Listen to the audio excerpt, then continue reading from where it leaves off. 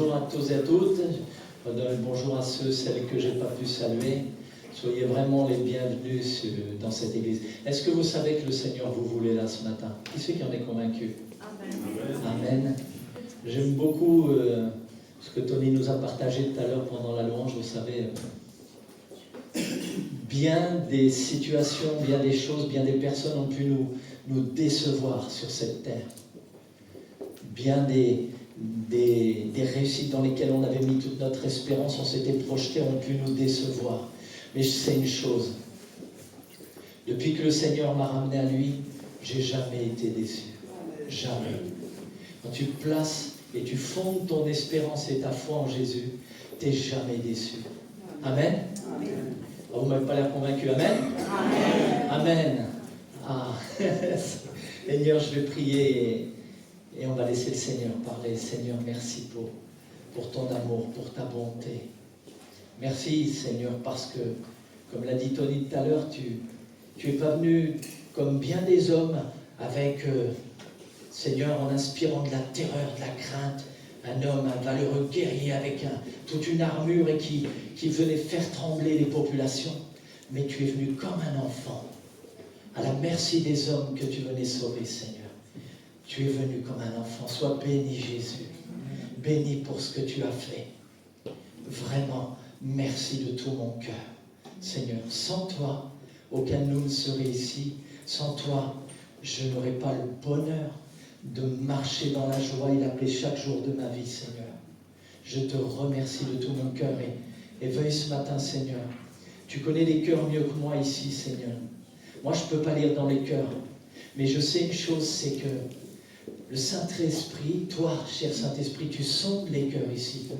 Et tu connais les pensées de chacun. Avant même qu'une parole sorte de la bouche, tu sais ce qui va sortir. Tu connais les défis, tu connais les désirs, tu connais les chaînes, tu connais tout. Merci de parler, s'il te plaît. Ce matin, réponds aux besoins des cœurs. Et à toi soit toute la gloire dans le nom de Jésus. Amen. Amen. Amen. J'ai une question pour vous ce matin. Qui c'est qui veut être un petit âne?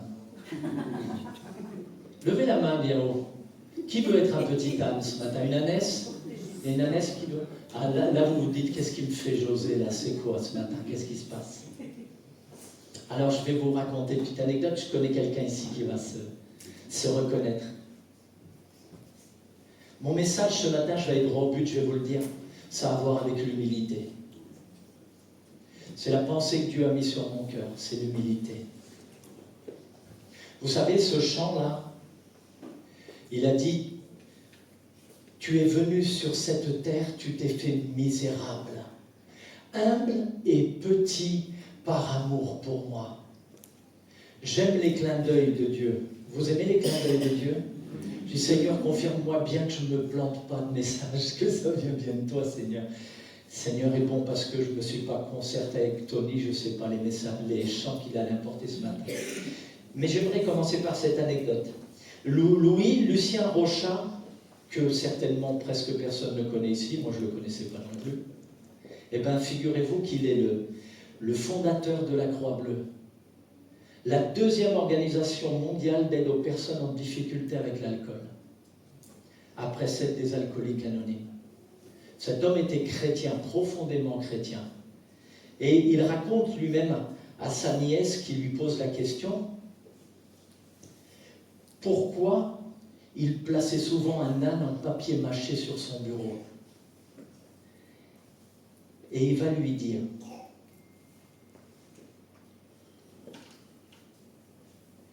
quand j'ai été fêté et que le diable vient me souffler des pensées d'orgueil, je le tire de sa boîte, je le place sur mon bureau et je me dis alors, je ne suis que le petit âne qui a eu l'honneur de porter le Seigneur. Qui veut être un âne ce matin et une ânesse? Je crois qu'il y a plus de mains qui vont se lever. Amen, soyez bénis. J'en connais un là qui s'est entendu dire ça par le Seigneur, je me trompe? Je peux te faire parler 2 minutes? Oui. Bien. Tiens, tu lui donnes le micro. Donne-lui ton témoignage, Vincent, s'il te plaît. Tu sais, quand j'ai trouvé cette anecdote tout à fait par hasard, j'ai vraiment pensé très fort à ton témoignage. Parce que depuis que tu l'as raconté, il n'est jamais sorti de là. C'est ça, oui, tout simplement. J'étais déjà chrétien depuis pas mal de temps, et puis on a eu l'occasion d'aller à une réunion d'église où c'était l'inauguration d'une salle. C'était rempli, et on n'a pas pu être côte à côte avec ma chérie. J'étais un peu devant elle, et puis le pasteur a prêché sur... ce pasteur, je l'aime beaucoup, il avait un grand sourire, un peu à la Fernandelle. Vous voyez ce que je veux dire? Chevalin. On est vraiment amis, Et il a dit, écoutez, je vais vous faire rire peut-être, mais voilà, le message, c'est quand Jésus envoie ses disciples chercher une monture pour lui, pour rentrer dans Jérusalem. Le moment où il y a Hosanna et toutes ces choses. Et les disciples disent, t'es rigolo, Jésus. Enfin, ils lui ont pas dit ça, mais en gros, on peut l'imaginer. T'es rigolo, Jésus. On va voler un âne. Qu'est-ce qu'ils vont nous dire, les gens, quoi? Et Jésus leur dit, vous leur direz, le Seigneur en a besoin. Et cette parole, elle est venue me bouleverser. C'est comme une bombe atomique dans mon cœur. Je suis mis à pleurer à ma chaise. Et effondré, j'ai entendu comme si Jésus me disait, Vincent, j'ai besoin de toi. Et cet honneur que Dieu me faisait, ça m'a bouleversé complètement dans ma vie. Complètement. Déjà, on avait un cœur vraiment, avec ma chérie, de servir le plus possible. Mais on a entendu l'appel de Dieu pour la mission, en fait. C'était pour nous partir dans la mission. Et après, il y a eu derrière une prophétie qui est arrivée, confirmant plus tout cela, donnant des précisions sur un temps d'attente et de formation. Et 5 ans après, on est arrivé au Niger, pour vous dire comment une parole, un réma, une visitation de Dieu bouleverse nos vies. Et puis je vous souhaite à tous et à toutes de vivre une intensité pareille. C'est la bombe atomique. Mais la belle, la bonne. Amen. Amen, amen. Alors, il y a des volontaires pour porter le Seigneur ici? Amen. Allez, j'arrête de vous embêter. Je ne vais pas vous demander de vous faire pousser les oreilles, ça ne marche pas. Oui. Merci Vincent pour ton témoignage. Et vous savez, Vincent a parlé de la mission et à l'instant où il en parlait, j'avais une pensée très forte qui venait. La mission, elle est autour de nous. Elle n'est pas que au Niger. La mission, elle est autour de nous, dans nos familles, notre voisinage, la ville où nous habitons, nos collègues de travail. Elle est tout autour de nous, la mission. Elle est tout autour de nous. La parole de Dieu nous exhorte en Philippiens, chapitre 2, verset 3, l'humilité. On lit le verset 2 Philippiens, verset 3. Ne faites rien par esprit de parti ou par vaine gloire, mais que l'humilité vous fasse regarder les autres comme étant au-dessus de vous. Que l'humilité vous fasse regarder les autres comme étant au-dessus de vous-même. Pardon. Oui, ne confondez pas. L'autre fois, je disais, n'écrase pas la tête de ton frère. Mais c'est vraiment ce que Jésus a fait et qu'on a lu tout à l'heure. Qu'est-ce que ça m'a fait du bien dans la chanson? Il s'est fait humble et petit par amour. La soif de reconnaissance en chacun de nous a entraîné pendant bien des siècles dans l'Église de la rivalité.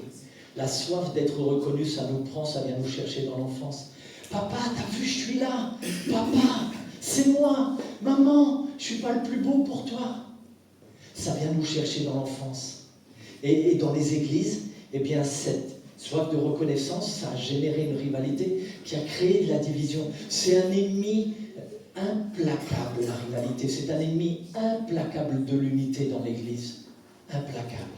Et si on laisse cette rivalité prendre de la place, elle fait du mal dans l'Église, elle fait du mal dans les familles, elle fait du mal dans les sociétés, elle fait du mal partout. La parole nous encourage à faire attention à notre cœur. Parce que notre cœur est plus tortueux que tout. Il est incurable, dit la parole. Qui peut le connaître? Mais moi, l'Éternel, j'explore le cœur. J'examine les reins pour traiter chacun conformément à sa conduite, au fruit de ses agissements. Souvent, la parole va parler du cœur, Parce que c'est là, c'est le siège de nos pensées, de nos désirs, de nos émotions. C'est de là que viennent les bons et les mauvais désirs. C'est de là. Alors Seigneur a dit ce matin, José, tu vas encourager mon peuple, tu vas encourager tes frères et sœurs à l'humilité. Dis à ton frère et à ta sœur, Dieu veut t'encourager à l'humilité.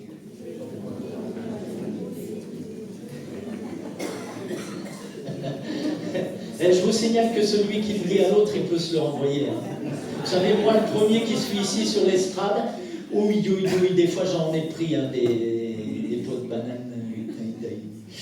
Bon, ceci dit, je ne vais pas m'étaler sur ma vie. Qu'est-ce que le contraire? Qu'est-ce que le contraire de l'humilité? Le contraire de l'humilité, c'est l'ambition. J'ai trouvé cette définition, je ne l'ai pas inventée. C'est l'amour-propre, c'est l'arrogance, c'est la vanité et bien sûr l'orgueil. Vous savez, cet orgueil qui consiste à voir les autres avec des lunettes déformantes. Mais moi, je suis plus capable que lui, je suis plus capable qu'elle, je suis plus beau, je suis plus grand, je suis plus intelligent. Moi, j'ai tout compris, lui, il n'a rien compris. Mais c'est moi qui devrais. Pas lui, pas elle.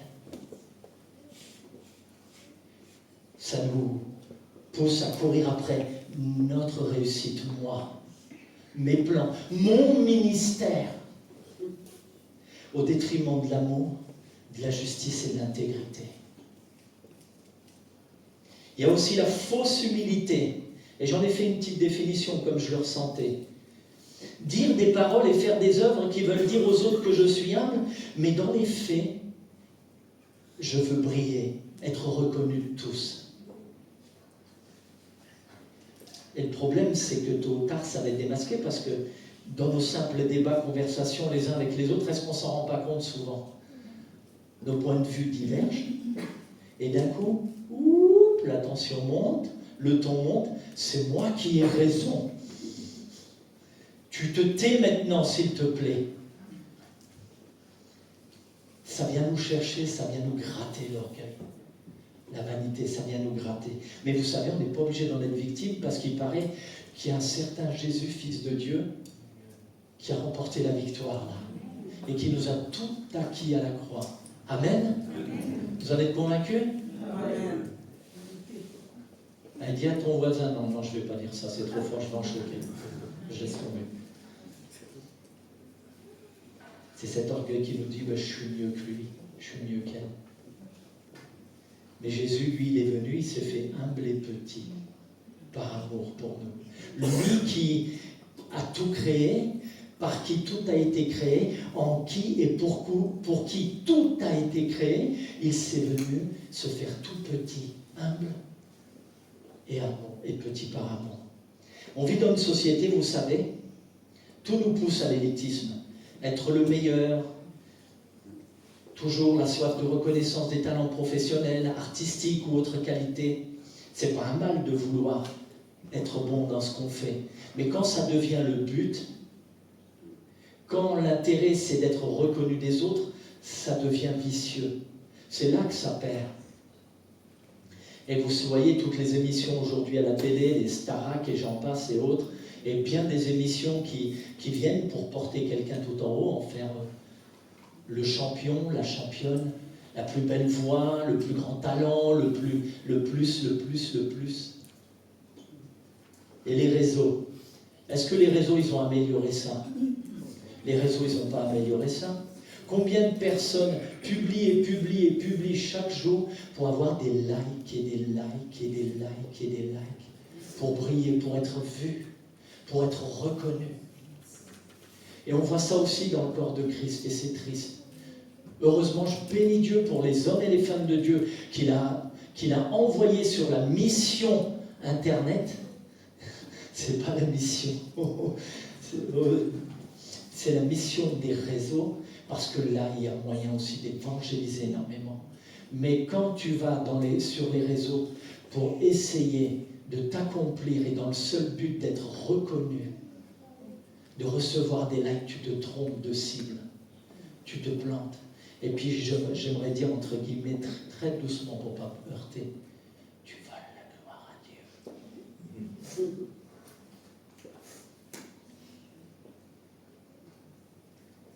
J'aimerais dire aux parents, attention à la fin façon dont on élève nos enfants. J'ai été moi-même papa, j'ai 4 enfants, j'ai fait beaucoup de gaffes. Et il y a eu un temps de ma vie où j'avais surtout tendance à les pousser toujours vers le haut. T'as un 15, mais c'est nul ça! T'aurais pu faire mieux, t'as plus de capacité. On les encourage à briller, briller toujours plus, être meilleur, meilleur, meilleur, mais on ne l'encourage pas quand il a juste débarrassé la table. Et qu'est-ce qu'on risque de produire dans le cœur de notre enfant? Un gamin qui va chercher toute sa vie à être reconnu, à briller, à être le meilleur, la meilleure. Je ne dis pas que c'est mal de faire des études, mais encore une fois, c'est le but qu'on donne à ça. C'est le fond de cette quête qui est important. Si on éduque nos enfants en leur faisant apprécier autant le fait de débarrasser la table, d'être fier d'avoir débarrassé la table, aider maman dans la cuisine, papa aux travaux, autant que d'être bon à l'école et faire des bonnes études, alors on l'éduque équilibré.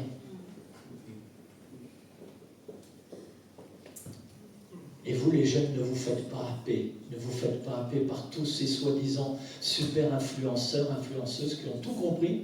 Ils sont bien meilleurs que les autres, d'ailleurs on se demande pourquoi ils en sont toujours où ils en sont, qui sont bien meilleurs et qui veulent tout vous apprendre, et puis les parents ils sont nuls, et puis nous on sait, et nous on sait mieux. Regarde lui, regarde elle, tous les lacs, elle est hyper suivie, il est hyper suivi.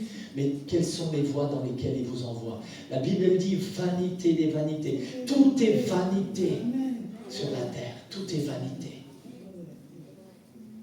On ne brille pas longtemps, hein, vous savez, on n'est pas des étoiles éternelles, un jour ici ça s'arrête. Et il y en a d'autres qui sont venus après pour briller, et d'autres encore après, et après, et après. Mais finalement, j'ai une grande révélation pour vous ce matin. Tout le monde meurt. Et cesse de briller. Vous savez quels sont les seuls qui vont continuer de briller au ciel? C'est ceux qui ont mis leur confiance en Jésus. C'est ceux qui ont juste cherché à être des petits ânes et des petites ânesses, qui ont porté le Seigneur. Viens Jésus, mon Seigneur, je t'aime, je te porte. Et on lui laisse à lui la gloire. Vous savez, waouh, vous vous doutez bien que pour apporter un message comme ça, le Seigneur, il est d'abord venu me chercher pas mal. Le Seigneur, il vient d'abord gratter chez nous, il vient nous chatouiller. Et bon, j'avais pas prévu de donner ce message, mais je vais le donner, ce témoignage. J'emmène une de mes filles sur Auxerre parce qu'elle y travaille en crèche. Et moi, j'habite quand même à 25-30 km de ce lieu-là. Il n'y a personne qui va rentrer. Et tous les matins, c'est mon jour de repos le lundi. J'ai le lundi et le dimanche. Dimanche, je suis ici. Le lundi, c'est mon jour de repos. Il est devenu tellement précieux pour moi que je veux juste rentrer chez moi, allumer mon poêle à boire, me mettre bien dans un coin au chaud. Et je dis, Seigneur, je suis content, je vais rentrer à la maison. Je vais pouvoir allumer le poêle, prendre mon bon petit déjeuner, avoir un bon moment avec toi. C'est légitime, non? Et j'ai bossé de la semaine dure. Hein. Et puis, le Saint-Esprit me met un nom dans la tête. Et là, je résiste. Bénis-le, Seigneur. Je rentre à la maison. Bénis-le. Non, appelle-le. Je voulais rentrer, moi. Je voulais rentrer, j'ai que le lundi de repos. Je voulais, moi, mon confort, mon besoin. Et en plus, très légitime. En plus, Seigneur, c'est pour avoir du temps avec toi, tu te doutes bien quand même. Et j'ai fini par céder. Je bénis Dieu d'ailleurs. Vous savez que si j'étais pas fier en rentrant à la maison, j'ai vraiment demandé pardon sincèrement à Dieu. J'aurais pas vécu le super moment que j'ai vécu. J'ai appelé ce frère, il était dans la détresse. Il était bloqué chez lui, il y avait un vrai besoin. Et j'ai pu aller le dépanner. En plus, en allant le dépanner, ça l'a encouragé. Ça l'a reboosté dans sa foi, il venait de prier et Dieu a exaucé instantanément sa prière. Dieu lui envoie un frère pour l'aider. Et moi, je suis rentré bien plus tard à la maison, mais qu'est-ce que j'étais bien. Waouh, une joie. Tiens, j'en connais un au fond là-bas, il pourrait vous donner un beau témoignage aussi. Vous savez, vous avez l'impression d'être sur un nuage.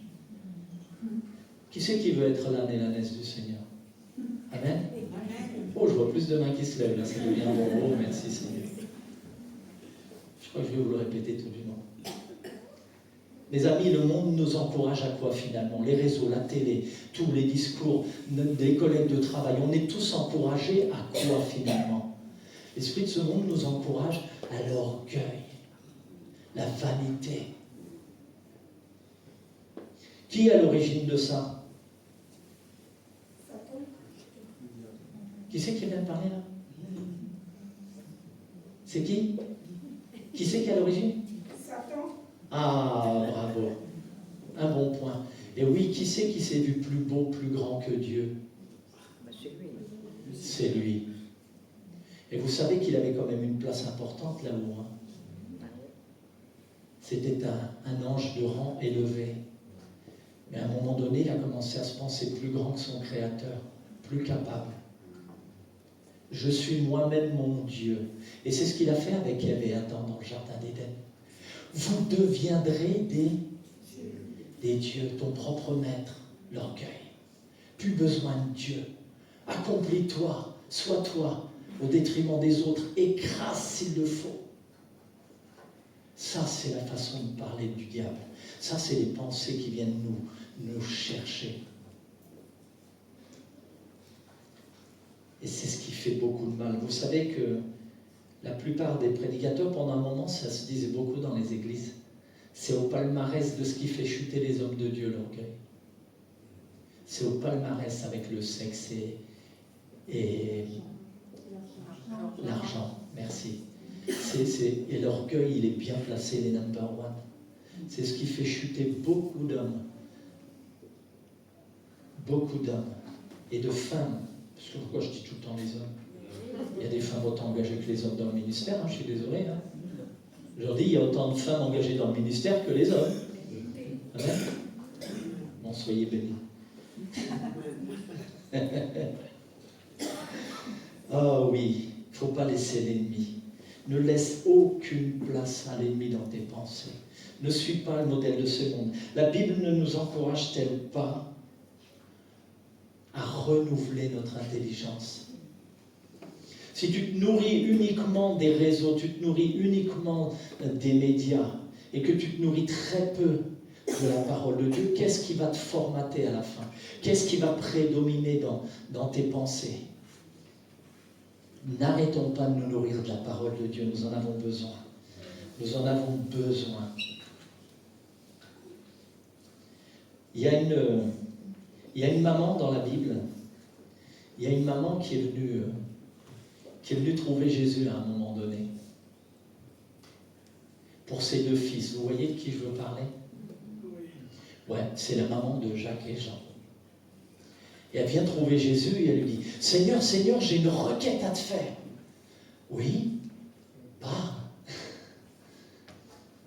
Je voudrais que Jacques et Jean soient respectivement à ta gauche et à ta droite quand tu seras là-bas dans ton règne, Seigneur. Waouh! À votre avis, qu'est-ce qu'ils ont fait les autres apôtres quand ils ont entendu ça? Là, ça a commencé à friter. J'aimerais bien que le Chosen, ils auraient fait la scène, ça aurait été sympa. Ouais, ils commencent à se bousculer. Hein. Ça va pas, non? C'est nous. Et nous. Et écoutez ce que va leur dire Jésus. Jésus les appela et dit, on retrouve ce passage en Matthieu 20, à partir du verset 28. Jésus les appela et dit, vous savez que les chefs des nations les tyrannisent et que les grands les asservissent. Il n'en sera pas de même au milieu de vous. Ça devient intéressant, ça rejoint vraiment le point ce matin. Mais quiconque veut être grand parmi vous, qu'il soit votre serviteur.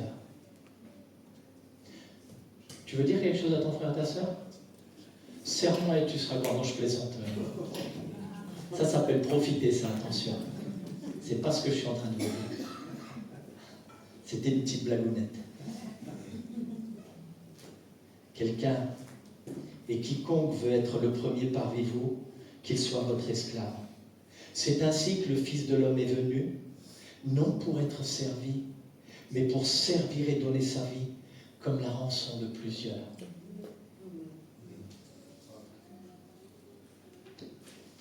Oui, c'est ce que font les réseaux, tout ça. C'est essayer de nous pousser.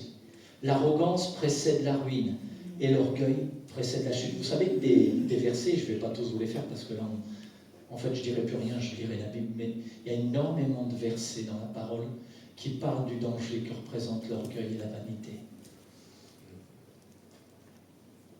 L'arrogance précède la ruine, Proverbe 16-18, et l'orgueil précède la chute. Proverbe 18-12, avant la ruine, le cœur de l'homme s'élève, mais l'humilité précède la gloire. L'humilité précède la gloire.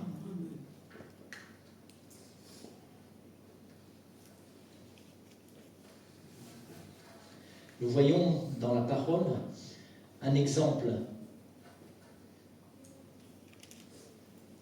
de cet orgueil manifesté. Manifesté avec une petite déviante de jalousie.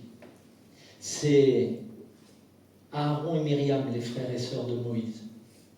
Vous savez que Moïse, à un moment donné, qui c'est qui le sait? Moïse, à un moment donné, va épouser, suivant les versions, une Couchite ou une Éthiopienne.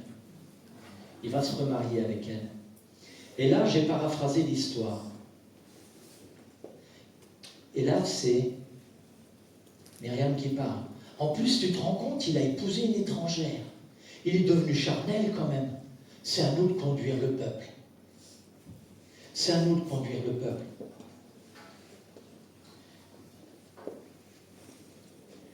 Et ça, quand on pense qu'on a reçu la révélation, qu'on sait mieux que les autres, ce qui se passe, c'est que là, on veut prendre leur place.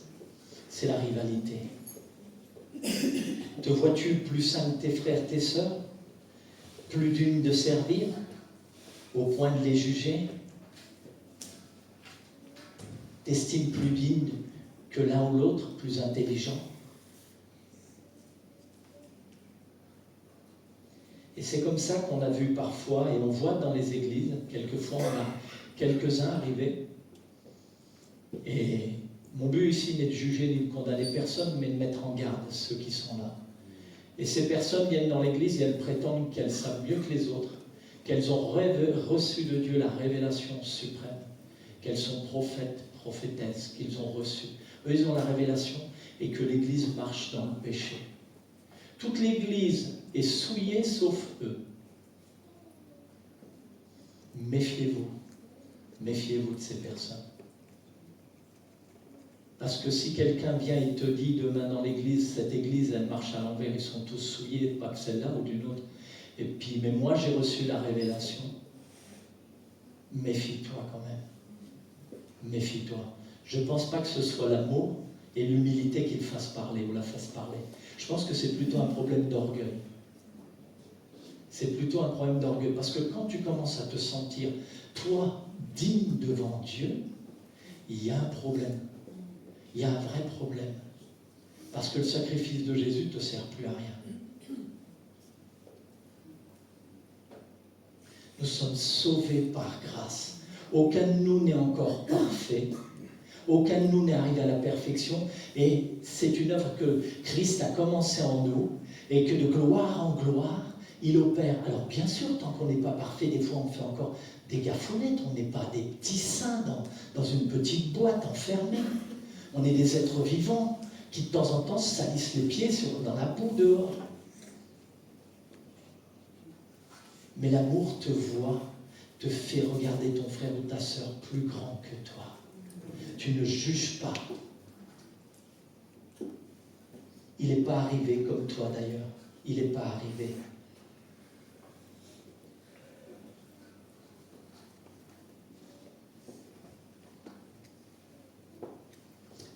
J'aimerais te dire ce matin que si tu sens que ces paroles t'interpellent, ne laisse pas passer l'occasion que Dieu te donne de te détourner de ses voies.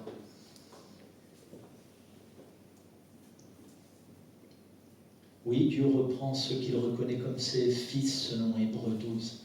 Et si cela te semble un sujet de tristesse et non de joie, sache que toujours selon Hébreux 12, cette tristesse produira en toi un fruit paisible de justice.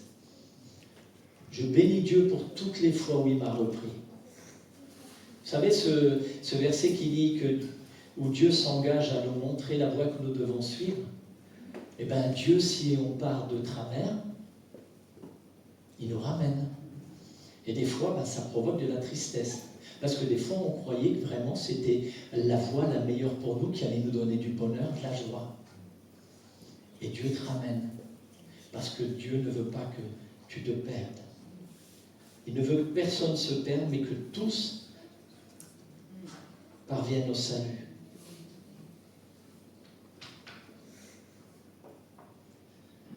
Le Seigneur m'a donné une parole. J'étais ce matin à la radio avec Tony et je sens que c'est maintenant qu'il faut que je la donne. Je ne sais pas qui ici, mais il y en a qui courent. Dieu te dit, arrête de courir après ton Isaac. Arrête de courir après ton Isaac. Tu cours peut-être même légitimement après une promesse que Dieu t'a faite. Tu cours après un désir depuis des années et tu ne réalises même pas que c'est en train de t'emmener au fond. Cesse de courir, abandonne ton Isaac, t'a dit Dieu ce matin. Parce que le moment venu, moi, je t'élèverai. Le moment venu, moi, je t'élèverai. Renonce. Parce qu'on ne se rend pas compte, des fois, même des promesses de Dieu, on fait des dieux.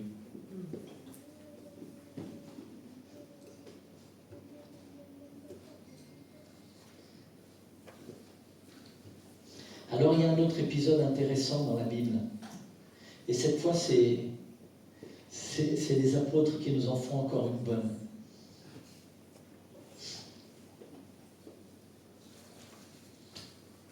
C'est en Marc, chapitre 9, versets 33-35. Jésus et les apôtres arrivèrent à Capernaum. Quand ils furent rentrés à la maison, Jésus leur demanda « De quoi avez-vous discuté en route ?» Mais ils se taisaient car durant le trajet, ils avaient discuté pour savoir lequel d'entre eux était le plus grand. Jésus s'assit, appela les 12 et leur dit « Si quelqu'un désire être le premier, qu'il se fasse le dernier de tous, le serviteur de tous. » Qu'il se fasse le dernier de tous, le serviteur de tous. Si vraiment nous désirons impressionner Jésus, alors ça commence par se soucier des autres. Ça commence par se soucier des autres. La Bible dit qu'il y a plus de bonheur à donner qu'à recevoir. Croyez-moi, chaque fois qu'on entre dans la politique de Dieu, Dieu ne fait pas de politique, mais sa sagesse, elle est tellement à l'inverse de la sagesse du monde. Tellement plus grande, plus sage, plus puissante. La Bible dit que la sagesse du monde est pure folie à l'égard de la sagesse de Dieu. Et c'est vrai que c'est pas évident. C'est compliqué parce que quand on nous dit mais José, là tu nous dis que finalement il faudra toujours qu'on s'écrase. C'est pas ça que je vous dis. Ce que je dis, c'est que ne recherche pas ce qui est élevé. Si ton frère ou ta sœur discute plus fort que toi, ton voisin, ne relève pas. Si la personne ne veut pas entendre, tu n'arriveras pas à la convaincre. Et puis considère que peut-être quand la personne parle, tu peux peut-être aussi avoir tort. Vous savez, un jour Dieu m'a donné une parole de sagesse par mon gamin qui avait 10 ans, 9-10 ans. Véridique, hein. C'était à l'époque, je venais avec mes 2 enfants qui ont 20 ans aujourd'hui, qui en avaient une dizaine, et j'arrive et je suis anxieux, angoissé, ça s'est mal passé à la maison, je suis tendu, je suis irrité, et je ne me rappelle pas de cette parole, mais je sais juste que mon garçon, tout petit, il me regarde, il me parle, il me donne une parole. Pouf, ça m'a apaisé. Je vais vous donner une parole qui va nous détendre tous. Dieu parle même par la bouche des ânes. C'est véridique. À qui est-ce qu'il a parlé par la bouche de son âne? Est-ce qu'il portait? Voilà. Tout à fait. Dieu peut parler par la bouche d'un enfant. On n'a aucun sujet de se glorifier, de servir Dieu. Aucun sujet. Et le pire, vous savez, l'orgueil où il agit, vraiment ça m'exaspère le plus. Quand tu as reçu le salut, et que tu te permets de juger ceux qui sont en dehors, qui sont encore aveuglés, sont dans les ténèbres, ne comprennent rien, dont l'intelligence n'a pas été renouvelée, et que tu amènes la parole comme un doigt qui les pointe et comme un marteau qui les tabasse, tu n'as rien compris. Il y a un passage dans la Bible, et je n'ai pas réussi à le retrouver, mais Dieu m'a parlé très très fort, alors que j'étais très prompt à juger le comportement de certaines personnes avec qui je passais une soirée. N'oubliez pas, dit la parole, que vous étiez des leurs. Avant que le Seigneur vienne vous chercher, vous fasse grâce, vous étiez des leurs. Vous vous corrompiez comme eux. On n'a aucun sujet de se glorifier de la grâce qui nous a été faite. Et ça nous amène à regarder avec un peu plus d'humilité celui qui n'est pas éclairé et qui pêche. Dieu nous a donné la parole de la réconciliation, pas du jugement et de la condamnation. Même dans nos rapports avec ceux qui ne connaissent pas Dieu, soyons humbles. Et franchement, il faut être honnête, qui sait qui des fois n'a pas été repris par un patron ou un collègue de travail qui l'a dépanné, lui a donné la solution à un problème. Là, des fois, ils s'en sortent mieux que nous. Et on connaît même des gens sans Dieu qui font moins de bêtises que certains avec Dieu. C'est vrai aussi. Ben oui, je l'ai déjà vu. Des fois, ça fait peur. Mais heureusement, j'ai un Dieu tout. Nous avons un Dieu tout puissant. C'est vraiment le cœur de Dieu ce matin. C'est vraiment ce qu'il a envie de nous dire. Cours pas après la réussite. Même pas après le ministère, cours après moi.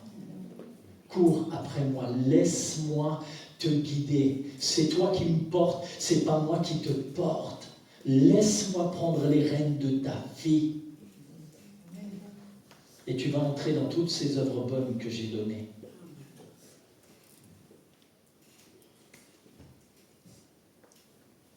Vous de même, jeunes gens, soumettez-vous aux responsables de l'Église et vous tous dans vos relations mutuelles, revêtez-vous d'humilité. Vous voyez, je dis partout dans la Bible, ça parle d'humilité. Je ne l'ai pas inventé. L'Écriture déclare, Dieu s'oppose aux orgueilleux. Mais il accorde sa grâce aux hommes. Tenez-vous donc humblement sous la main puissante de Dieu pour qu'il vous élève au moment fixé.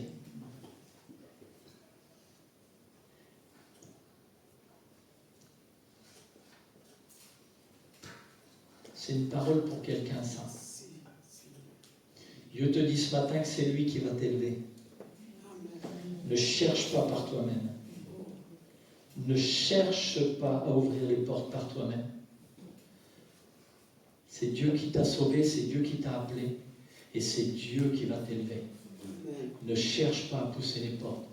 Ne cherche pas à arracher de la main de Dieu les choses. Soumets-toi pour qu'il t'élève au moment qu'il a fixé. Vous savez, quand l'humilité nous habite, on n'a pas besoin de le prouver aux autres. C'est comme les autres fruits de l'esprit, finalement. On la manifeste. Ça se voit, tout simplement. Et je bénis Dieu parce qu'on a une belle église ici. Amen. Je vous encourage. Amen. Amen. Amen. On a une belle église. Amen. Merci Seigneur. Des cœurs de serviteurs, de servantes, des cœurs pleins d'amour, de bienveillance pour leurs frères et sœurs. Après, des fois, on a des petits couacs, c'est comme dans les familles de Charnel. C'est comme nos familles sur Terre aussi. Hein. J'aime mon frère, mes frères, j'en ai deux encore, et mes X sœurs. Et des fois, on s'est chamaillé. Hein. Et bien, dans l'église, on se chamaille. Mais est-ce que ça vaut le coup de rester Vous savez, l'orgueil, c'est pas compliqué, c'est le péché que Dieu haït le plus. C'est le péché que Dieu haït le plus. Si tu es en froid, j'ai vraiment envie de te dire ce matin, si quelqu'un de vous est en froid avec un frère ou une sœur, c'est marrant parce que est-ce que quelqu'un a regardé sur Bethesda Connexion ce matin les passages qu'a donné Georges Combéni? Vous connaissez Georges? Vous vous rappelez de lui? Il nous a bénis par son passage ici. Il est de quelle île déjà? Île Maurice, hein? Ouais, super, il a fait un passage ici. Ça parle notamment de la Sainte Seine et de s'examiner avant de prendre la Sainte Seine. Si quelqu'un voit quelque chose contre son frère, sa sœur, faut régler ça avant. Examinez-vous pour ne pas prendre un jugement contre vous-même, une condamnation. Il n'y a pas de négociation possible avec le non-pardon. Et quand on doit demander pardon, il faut courir le faire aussi. Si Dieu te le met sur le cœur, je ne dis pas que tu vas y aller, parce que si le cœur, je ne dis pas vas-y maintenant lève-toi et va, parce que si ton cœur il n'est pas disposé, ça ne portera pas de fruits, ça ne servira à rien. Mais il ne faut plus aucun rejeton, dit la parole, d'amertume au milieu des enfants de Dieu. Parce que ça produit du poison, ça produit de la division.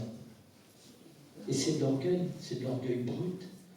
Comment elle a osé me faire ça? À moi qui suis beau, juste et parfait. Bon, je me tais. Non, il y a des choses qui sont difficiles. Vous savez, j'en ai eu à pardonner, j'en fais de l'humour. Mais pour ceux qui connaissent mon témoignage, j'ai eu à pardonner des sacrés morceaux. Et je sais que Dieu nous donne une puissance surnaturelle. On n'y arrive pas par nous-mêmes. J'ai lutté avec Dieu un peu, j'ai fini par craquer. Et quel soulagement derrière. Waouh! On se sent léger, on se sent bien. Et il y a du bonheur à vivre avec le Seigneur. Dis à ton frère, à ta sœur, il y a du bonheur à vivre avec le Seigneur.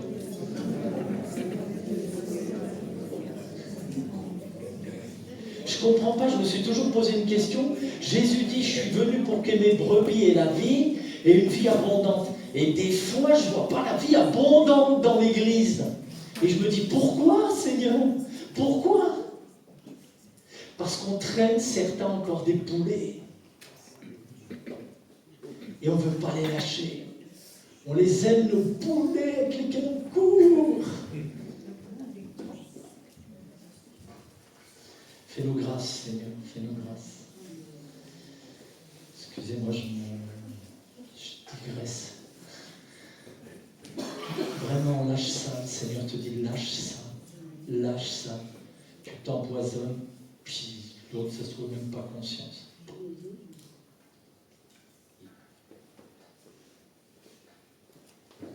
J'aimerais vous donner une définition de l'humilité de C.S. Lewis. Vous savez, c'est celui qui a notamment écrit Les Aventures de Narnia. Un chrétien convaincu. C.S. Lewis saisit l'essence de l'humilité dans ses lettres de Screwtape, écrivant: par cette vertu, comme par toutes les autres, Dieu veut détourner notre attention de nous-mêmes vers lui et notre prochain. Pour Lewis, l'humilité ne consiste pas à se sous-estimer, c'est pas de l'humilité. Vous pouvez vous flageller autant que vous voulez, c'est pas de l'humilité, c'est de l'orgueil. T'as vu, je suis humble, hein, Seigneur. Hein. Moi, je dirais que tu as besoin d'aller faire un tour à l'HP, mais ça, c'est une autre histoire. Et, pardon, je m'égare encore.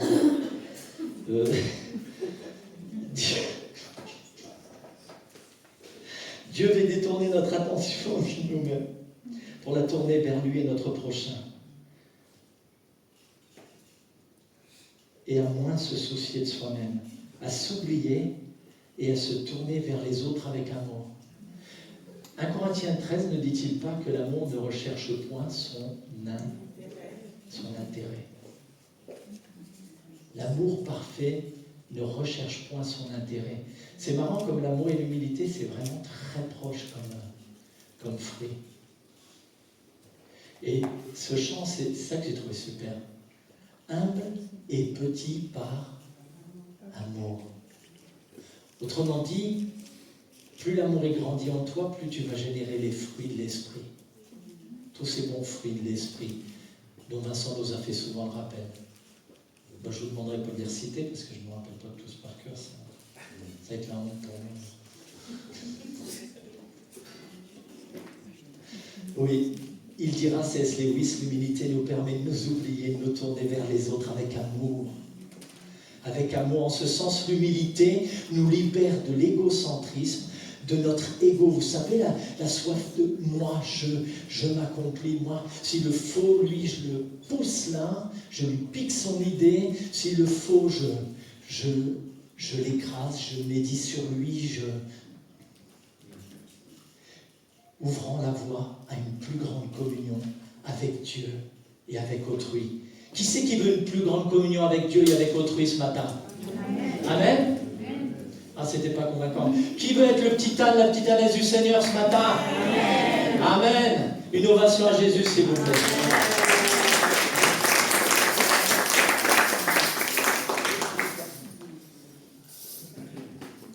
Oui, l'amour ne recherche pas son intérêt. 1 Corinthiens 13. Et je dirais même que l'humilité, c'est un fruit de l'amour. C'est un fruit de l'amour. Jésus te dit ce matin, considère ton frère, ta sœur, comme plus grand que toi, ton voisin, ta voisine, tes collègues de travail, et recherche leur intérêt. C'est quoi leur intérêt? À ceux qui ne connaissent pas le Seigneur, quel est leur intérêt principal? C'est de voir Jésus en toi. Il n'a pas besoin que tu lui racontes tes exploits, il s'en...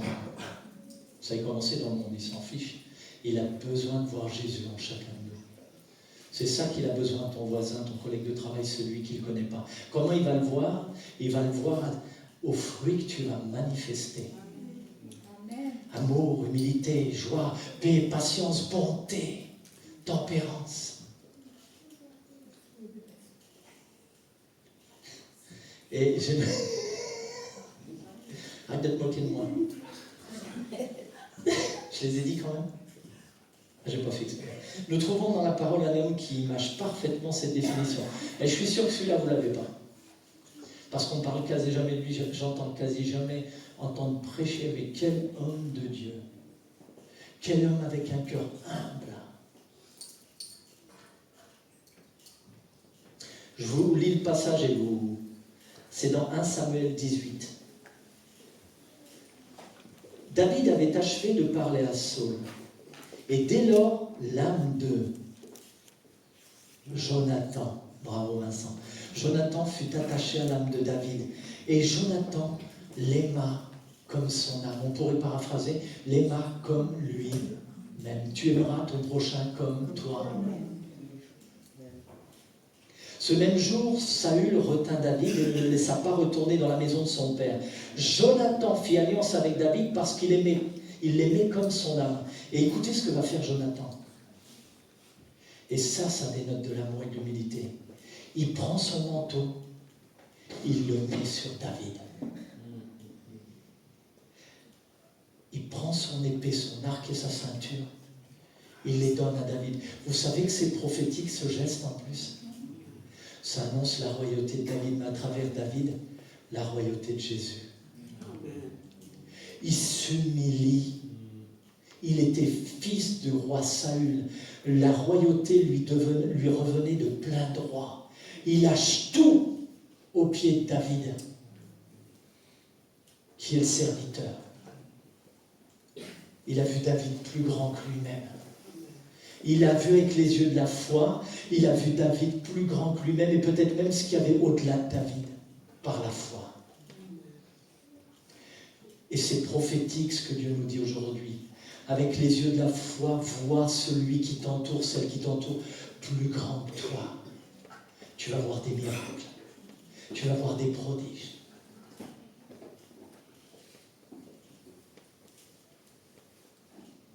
Oui, Jonathan n'a pas vu en David un rival. Il n'a pas vu un ennemi pour son trône, mais il a reconnu en lui l'homme loin de Dieu. Il s'abaissait lui-même en revêtant David de ses habits et de ses armes. Ouais, laisse-moi te dire ce matin vraiment que l'humilité, elle va t'amener en plus à reconnaître les dons qu'il a donnés à ton frère, à ta sœur, et à l'élever.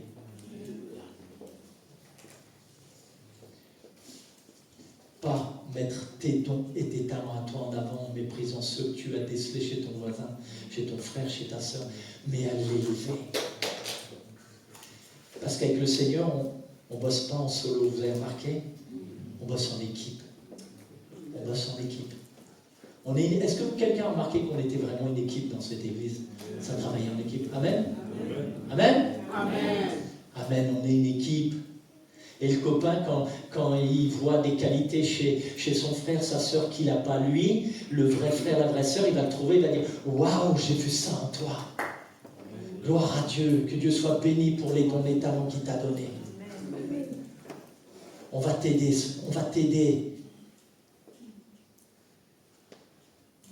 Et maintenant, j'aimerais terminer ce message avec l'exemple par excellence. J'aime bien finir toujours par lui. Je parie que vous savez qui c'est. J'aime trop finir par lui, je l'adore. C'est Jésus. Avant la fête de la Pâque, vous connaissez tous ce passage, c'est pas la peine d'aller le chercher, mais vous le retrouverez. Tiens, je ne vous le dis pas, comme ça vous obligera à aller le chercher. Avant la fête de la Pâque, Jésus, sachant que son heure était venue de passer de ce monde au Père, et ayant aimé les siens qui étaient dans le monde, mit le comble à son amour pour eux. C'est quoi le comble à son amour? Qu'est-ce qu'il va faire? Il va dénouer ses vêtements, il va se mettre à genoux devant ses apôtres et il va leur laver les pieds.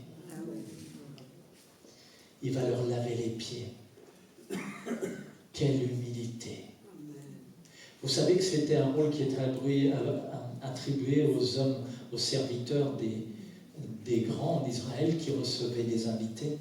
Et ils avaient un serviteur qui lavait les pieds des gens qui venaient. Parce qu'à cette époque, ils se baladaient tous en Santiago. Moi, je plaisante. Ça avait des petites sandalettes en cuir ou juste quelque chose sous le pied. Les pieds étaient sales. Étaient vraiment sales. Ce n'est pas les routes goudronnées qu'on a aujourd'hui.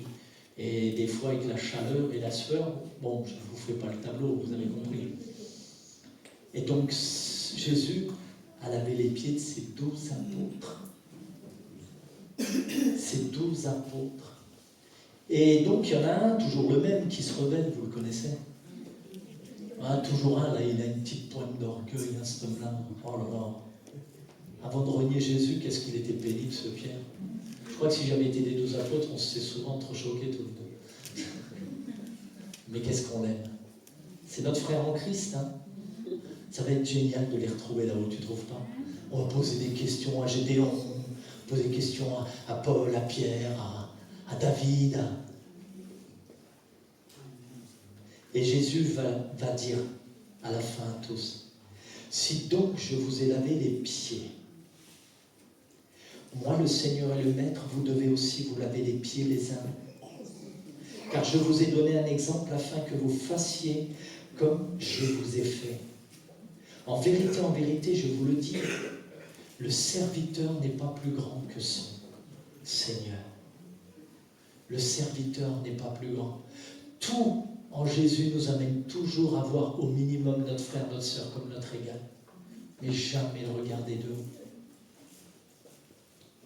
Et toujours ce bon sentiment de rechercher ce qui est bon pour lui, pour elle. Vous savez, ça change toute la façon d'approcher. Même si vous avez vu votre frère, votre sœur qui pêche, vous ne foncez pas sur lui comme un pitbull. Repends-toi ou tu vas te prendre un coup de barre.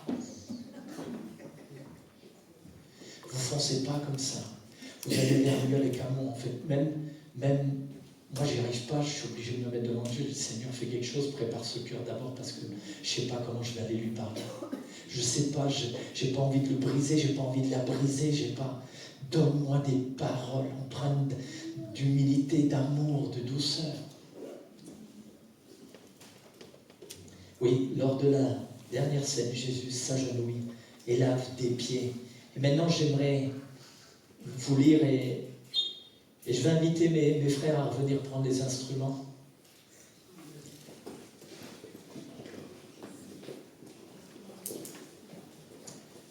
Et j'aimerais lire un passage merveilleux en Philippiens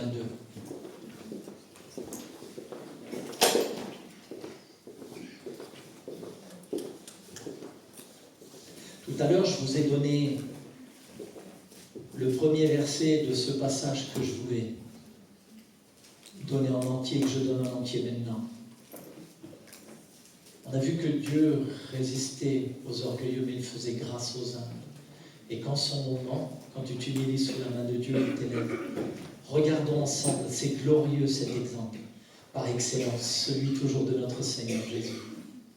Ne faites rien par esprit de parti ou par vaine gloire, mais que l'humilité vous fasse regarder les autres comme étant au-dessus de vous-même. Tendez à vivre ainsi entre vous, car c'est ce qui convient quand on est uni à Jésus-Christ. Lui, qui dès l'origine était de condition divine, ne chercha pas à profiter de l'égalité avec Dieu. Mais il s'est dépouillé lui-même. Il a pris la condition du serviteur. Il se rendit semblable aux hommes en tout point, et tout en lui montrait qu'il était bien un homme.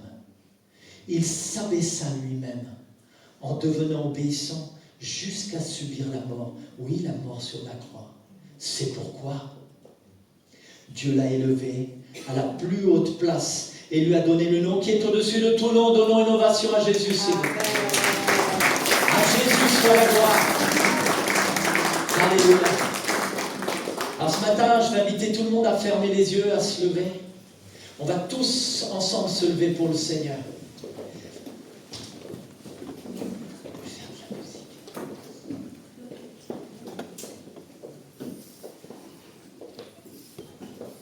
Seigneur, on a entendu ta parole ce matin, on est devant toi, Seigneur Jésus. Tu es digne, Seigneur Jésus, de rester à la place qui est la tienne, élevé au-dessus de tout nom, de toute gloire, de toute principauté. Tu es le nom au-dessus de tout nom, glorieux, majestueux, et celui que nous allons voir revenir, c'est le Tout-Puissant, glorieux, celui qui va régner. Seigneur, ce matin, nous voulons te dire merci, parce que tu as accepté d'être humilié par amour pour nous. Parce que tu avais en vue, non ton intérêt, mais le nôtre. Tu as regardé à notre intérêt, qui était celui d'être sauvé, Jésus. Seigneur, ce matin, on se livre tel qu'on est devant toi ce matin. Avec nos faiblesses et nos manquements, on a confiance en ta miséricorde. Seigneur Jésus, viens ce matin et arrache ce qu'il reste d'orgueil, de vanité en nous. Seigneur, viens laver notre cœur, notre esprit, notre âme de tout ce poison puant que cet esprit de ce monde a voulu diluer en nous, d'orgueil, de vanité, pour nous conduire vers l'humilité, Seigneur, qui est le fruit de l'amour. Jésus, tu es merveilleux, Seigneur, ce matin. Parle au cœur, car toi seul peux le faire. Et je prie que cette parole produise en nous du fruit, Seigneur. Parce que le besoin est grand où nous sommes aujourd'hui. Autour de nous, le besoin est grand. Et ce monde qui nous entoure n'a pas besoin de voir des moralisateurs. Il n'a pas besoin de voir des accusateurs. Seigneur, mais comme toi, des frères et des sœurs, Seigneur, qui dans l'amour et l'humilité apportent ta parole. Et ce matin, je t'invite à prier alors qu'ils vont entonner le chant. Là où tu es pris, le Seigneur dans l'intimité, dans ton cœur, à haute voix comme tu veux, et demande-lui de t'enseigner l'humilité. Et je finirai avec ce verset que Dieu nous donne à chacun ce matin, en Michée 6:8. On t'a dit aux hommes, aux femmes, ce qui est bon, et ce que Dieu attend de toi, c'est que tu pratiques la justice, que tu aimes la miséricorde, et que tu marches humblement devant le Seigneur ton Dieu. Amen. Soyez bénis.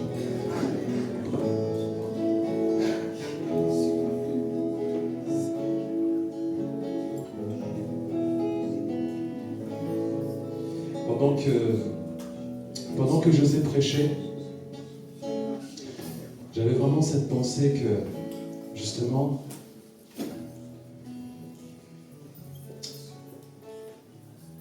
ce que tu ressens aujourd'hui, le fait de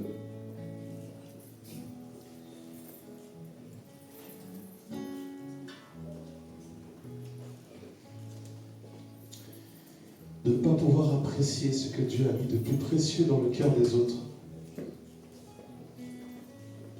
C'est parce que toi, tu t'es pas senti assez aimé quand tu étais petit ou petite. Et aujourd'hui, le Seigneur veut te dire, tu es précieux, tu es précieuse, tu n'as pas besoin de te sentir menacé quand le Seigneur utilise quelqu'un d'autre que toi.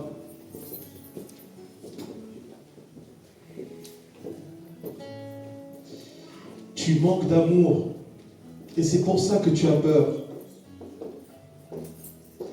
tu as manqué d'amour et aujourd'hui le Seigneur veut te guérir à travers ce message sur l'humilité. Lorsque tu sais qui tu es en Christ, lorsque tu sais que Dieu t'aime, que tu fasses ce que tu ne fasses pas, que tu sois sur l'estrade ou que tu ne sois pas sur l'estrade, que tu sois sur les réseaux ou pas sur les réseaux, que tu aies des dons spirituels ou que tu n'aies pas les mêmes que les autres, tu es en paix. Tu es en paix. Tu ne cherches plus à prouver. Tu ne cherches plus à être quelqu'un d'autre. Imagine-tu un corps. Est-ce que le pied va vouloir convoiter la place de la main? Comment ce corps va fonctionner? Et aujourd'hui, le Seigneur veut te dire, c'est comme ça qu'il t'a créé. Ne cherche pas à changer qui tu es. Et ne convoite pas les dons et talents dans la vie de l'autre. Et quand le Seigneur t'utilisera, garde ton cœur. Garde ton cœur.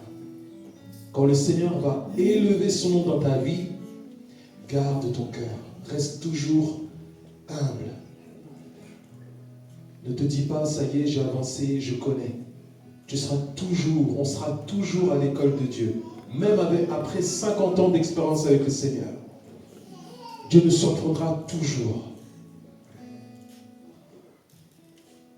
Mais le Seigneur veut te guérir. Parce que dans ton enfance, on ne t'a pas assez encouragé, on s'est moqué de toi. Et le Seigneur ne veut pas que tu utilises le service de Dieu comme une revanche. Et des fois, c'est tellement subtil, on ne se rend pas compte. Je vous témoigne parce que je suis passé par là. Et Dieu me travaille encore aujourd'hui à ce sujet. Je n'ai pas toujours été encouragé. Et je me suis caché derrière la guitare, derrière le micro, derrière le service, derrière les responsabilités. Il y a des moments où je faisais semblant d'être humble, mais je cherchais l'approbation des hommes. Et ma mère me disait, ton identité en Christ, est-ce que tu sais, reçois l'amour de Dieu pour toi? Je disais oui, avec la tête, oui, c'est bon. Mais non.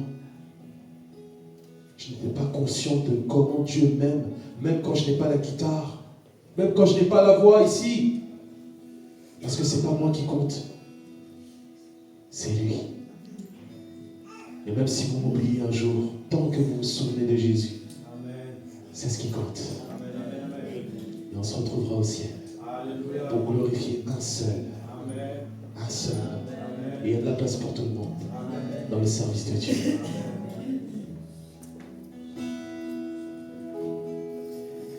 Sonde-moi, ô Dieu.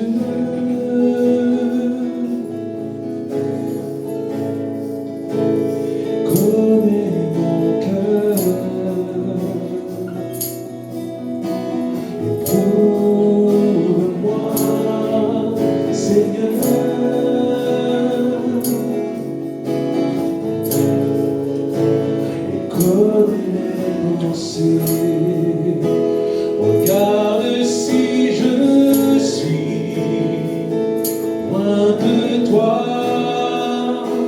Regarde si je suis sur une mauvaise voie.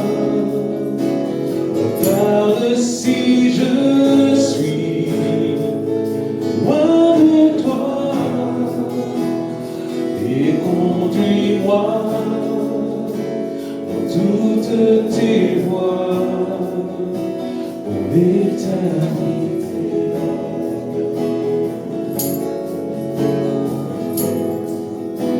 Pour l'éternité.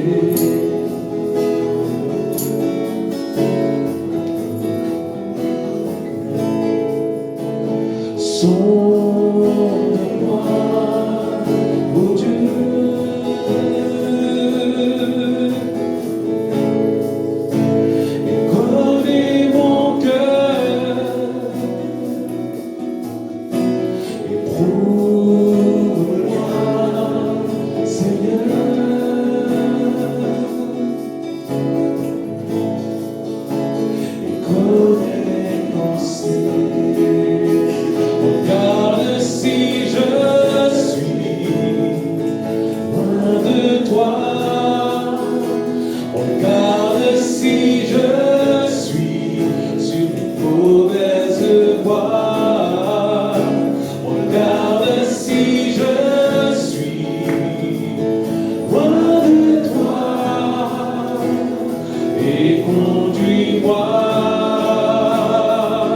conduis-moi, regarde si je suis loin de toi,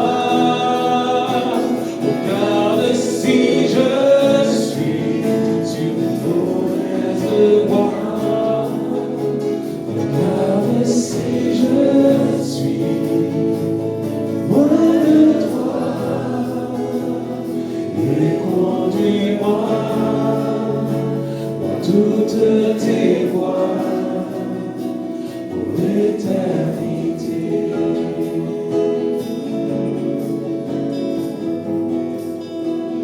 L'éternité.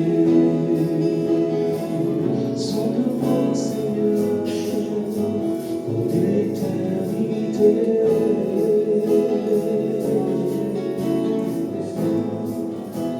Sauve-moi, Seigneur.